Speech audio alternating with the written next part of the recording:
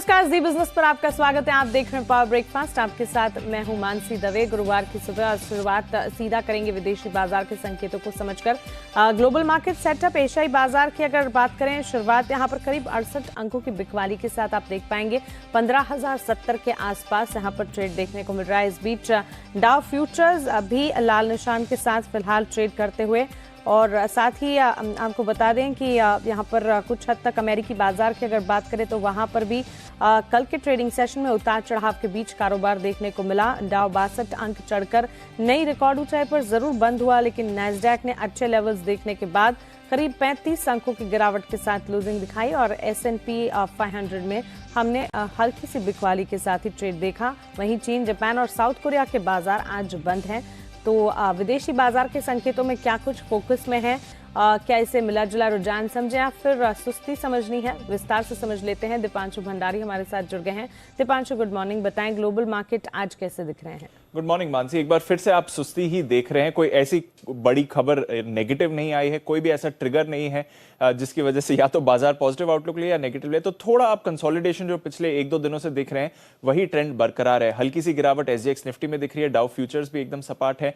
आज ज्यादातर एशिया के बाजार बंद हैं, तो वहां से कुछ क्यूज नहीं आएंगे। चाइना में तो एक हफ्ते की छुट्टी है ही, पर जापान, कोरिया, ताइवान यहां पर भी बाजार बंद है। हालांकि हांगकांग आज खुला रहेगा, कल हांगकांग में छुट्टी रहेगी, तो वहां से थोड़े क्यूज आपको आते हुए दिख सकते हैं।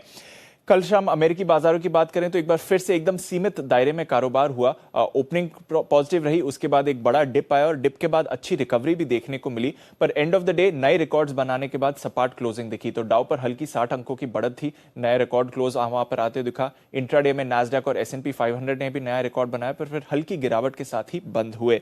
कुछ ज्यादा बड़ा एक्शन नहीं रहा, डेटा भी ठीक ठाक ही था। जेरोम पावेल साहब का एक स्पीच था और उन्होंने बाजार को आश्वासन दिया है। एक डर बन रहा था कि इन्फ्लेशन बढ़ने से क्या आगे जाकर स्टिमुलस कम हो सकता है या फिर दरें बढ़ाई जा सकती है। उन्होंने कहा अभी जो फेड की पॉलिसी है वो लंबे समय तक अकोमोडेटिव रहेगी, पेशेंटली अकोमोडेटिव, ये उन्होंने वर्ड यूज करा है। इसके साथ ही उन्होंने कहा कि दरें बढ़ाने का अभी कोई प्लान नहीं है। फेड का फोकस है कि किस तरह से इकोनॉमी की स्थिति है और आगे जाकर रोजगार की स्थिति कैसी रहेगी। आज साप्ताहिक रोजगार बेरोजगारी के आंकड़े भी आएंगे तो वहां पर नजर है, पर उन्होंने बाजार को आश्वासन दिया है कि फिलहाल फेड की पॉलिसी में कोई चेंज नहीं आने वाला है। इसके अलावा अगर आप देखें तो स्टिमुलस प्लान पर भी चर्चा चल रही है, तो वो एक फैक्टर है जो हम मार्केट ट्रैक कर रही हैं। यूरोप की बात करें तो यहां पर भी हल्की सी गिरावट के साथ ही ट्रेड हुआ। अगेन कोई बड़े क्यूज नहीं आते हुए दिखे, पर कच्चे तेल पर आप नजर रखिए क्योंकि लगातार 9 दिनों से यहां पर तेजी का माहौल है। हालांकि 61-62 के आसपास ब्रेंट कंसोलिडेट कर रहा है, पर एक्शन पॉजिटिव ही देखने को मिल रहा है।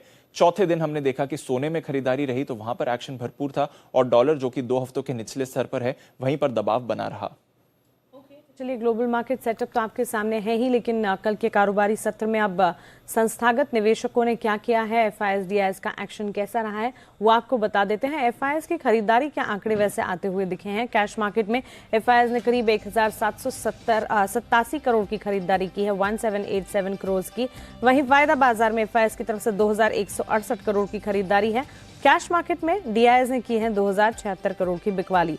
तो DIS की लगातार बिकवाली कैश मार्केट में हम जरूर देख रहे हैं, लेकिन FIS वायदा बाजार और कैश मार्केट दोनों में ही खरीदारी कर रहे हैं। चलिए, बाजार में जहां पर ग्लोबल मार्केट्स में सुस्ती देखने को मिल रही है, छुट्टियां ग्लोबल मार्केट्स में शुरू हो चुकी हैं, इस बीच भारतीय बाजार पर आज के लिए सेटअप क्या होना चाहिए, वीकली एक्सपायरी पर रणनीति क्या बनाएंगे, विस्तार से जान लेते हैं। जुड़ रहे हैं जी बिजनेस के मैनेजिंग एडिटर अनिल सिंह भी हमारे साथ। रुक करते हैं हमारे स्पेशल सेगमेंट का।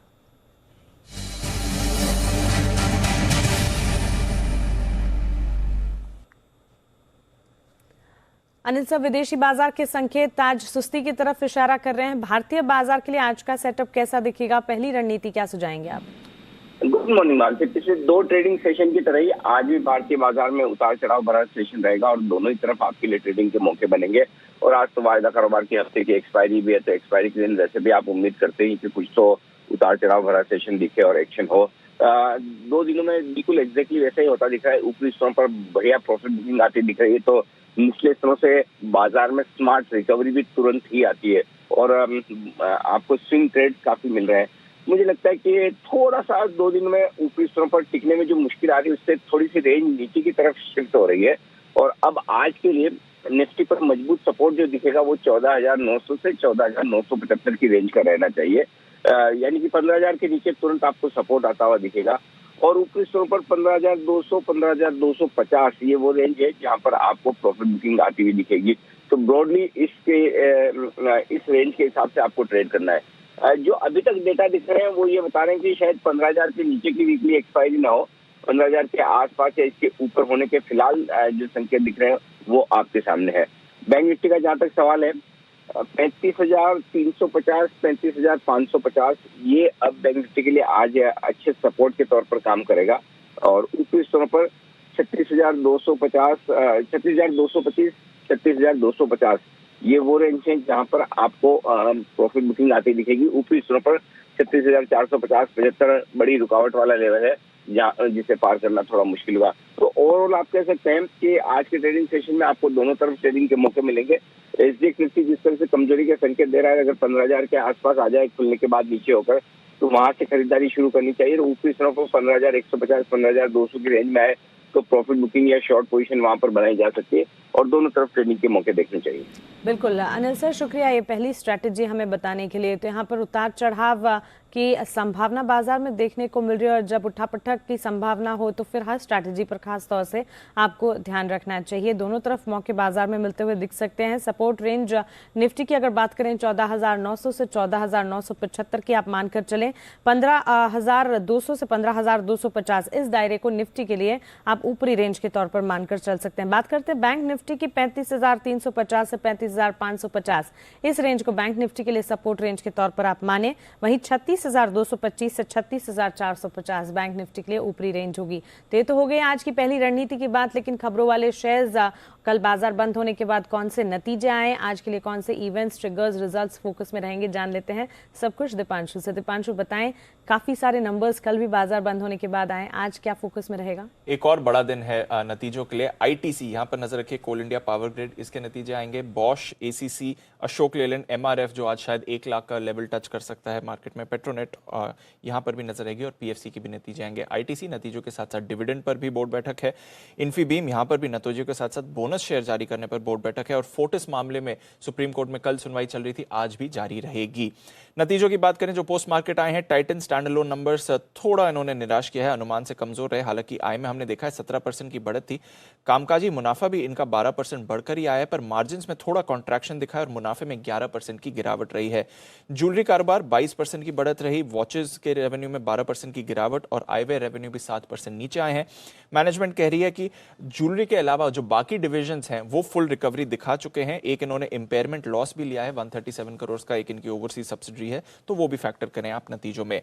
बाटा नतीजे थोड़े कमजोर रहे पर अनुमान से बेहतर थे। आय की बात करें तो 26% गिरावट है, कामकाजी मुनाफा 55% गिरा है, मार्जिन्स में बहुत ज्यादा कॉन्ट्रैक्शन हुआ है पर अनुमान से बेहतर रहे।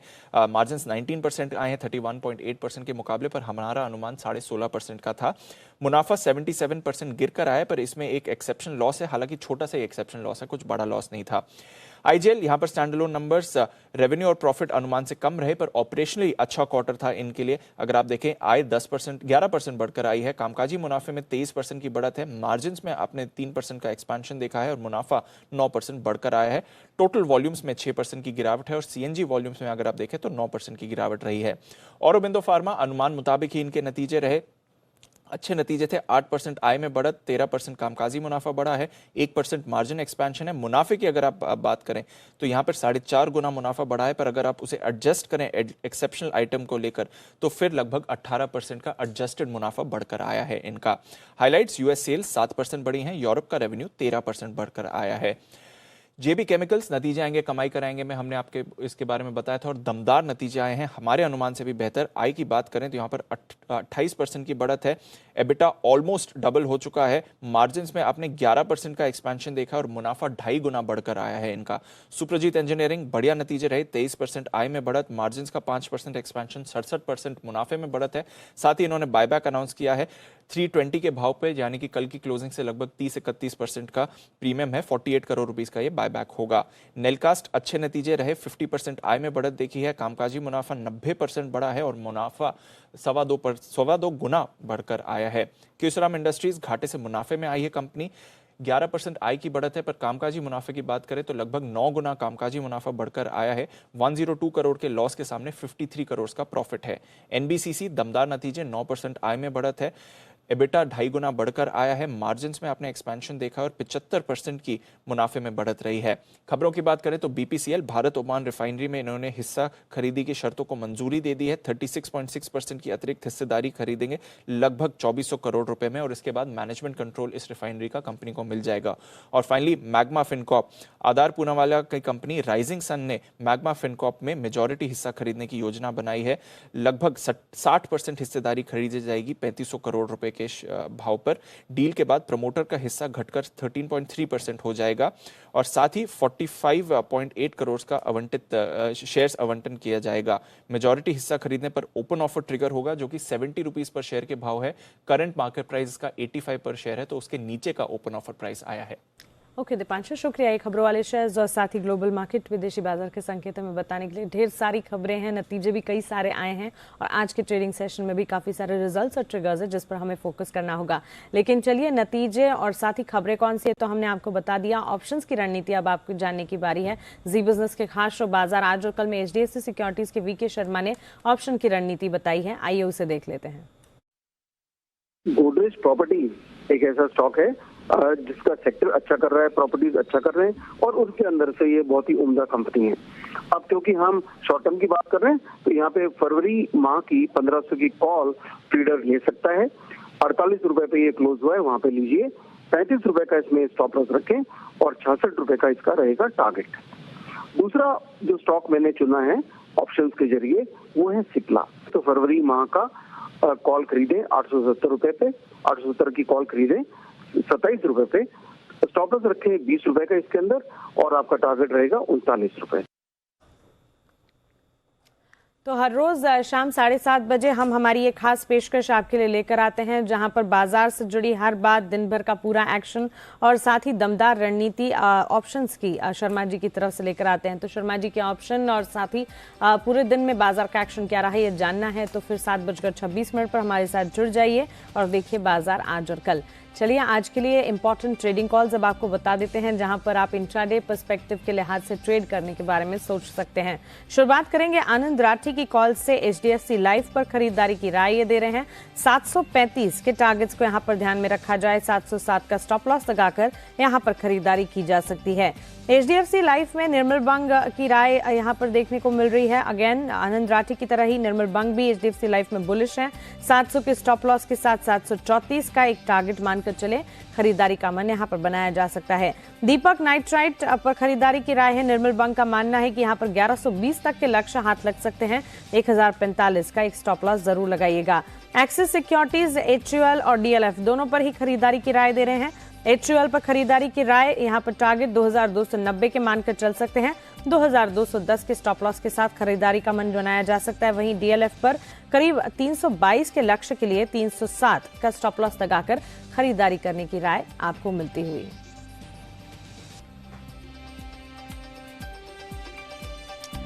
चलिए, अब बाजार पर क्या हो आपकी स्ट्रैटेजी और किन शेयरों में आज आप पैसे लगाएंगे ये सब विस्तार से जान लेते हैं। हमारे साथ kiranjadhav.com के आशीष केलकर जुड़ गए हैं। आशीष जी, गुड मॉर्निंग, स्वागत है आपका जी बिजनेस पर। इंडेक्स पर आपका नजरिया और साथ ही आज के लिए आपके रिकमेंडेशन दोनों हम जानना चाहेंगे। गुड मॉर्निंग मानसी जी। देखिए, इंडेक्स अगर स्पेसिफिकली निफ्टी की बात करें तो थोड़ा सा नेगेटिव ओपनिंग देखने को मिलने की संभावना है, लेकिन 15,000 ये जो लेवल है निफ्टी के लिए बहुत ही इंपॉर्टेंट है। तो मैं मानता हूं ओपनिंग के बाद अगर हम वापस एक बार ये 15,000 को टेस्ट करके ऊपर उछलते हैं और 15,110 के ऊपर निकलेंगे तो मैं मानता हूं 15,200 तक जाने की संभावना है। तो आज मेरा इंडेक्स के ऊपर कोई कॉल नहीं रहेगा। कॉल मेरा इनिशिएट होगा जब इंडेक्स 15,110 के ऊपर निकलेगा। तो वेट एंड वॉच पॉलिसी में निफ्टी में और बैंक निफ्टी में अपनाना चाहूंगा। स्टॉक स्पेसिफिक अप्रोच रखूंगा मैं आज। बिल्कुल, आपके रिकमेंडेशन आज के लिए क्विकली बता दीजिए आशीष जी। कल का जो डेटा फॉर्मेशन हुआ है उसकी वजह से मैंने एक कन्विक्शन वाला कॉल चुना है, तो वो है इंडियाबुल हाउसिंग। खरीदारी करने की सलाह है। फ्यूचर्स के रेट बता रहा हूँ। स्टॉप लॉस 229 का होगा। पहला लक्ष्य 237 रुपए का, दूसरा लक्ष्य 240 रुपए का। शुक्रिया ये तमाम जानकारी के लिए, अपने रिकमेंडेशन हमें बताने के लिए। कमोडिटी मार्केट्स में आज आपकी रणनीति क्या हो, इसके लिए हमने बातचीत की अनुज गुप्ता के साथ और उनकी रिकमेंडेशन आपके सामने रख रहे हैं। बुलियन मार्केट में गोल्ड पर खरीदारी की राय है। 48,400 ये टारगेट्स वो दे रहे हैं। 47,500 के स्टॉप लॉस के साथ खरीदारी की जा सकती है। कच्चे तेल के चार्ट को देखते हुए लगातार एक्शन में हम देख रहे हैं और इसी के चलते यहाँ पर खरीदारी की कॉल है। आगे और ज्यादा तेजी के लेवल्स देखने को मिल सकते हैं। घरेलू मार्केट्स में 4,330 के टारगेट्स को ध्यान में रखा जाए। 4,140 ये स्टॉप लॉस लगाकर क्रूड पर अगर 4,230 के लेवल्स पर मिले तो खरीदारी कीजिएगा। ये राय अनुज की तरफ से आती हुई। आगे बढ़ते हैं और जान लेते हैं एफआईआर का एक्शन क्या है आज एफआईआर में।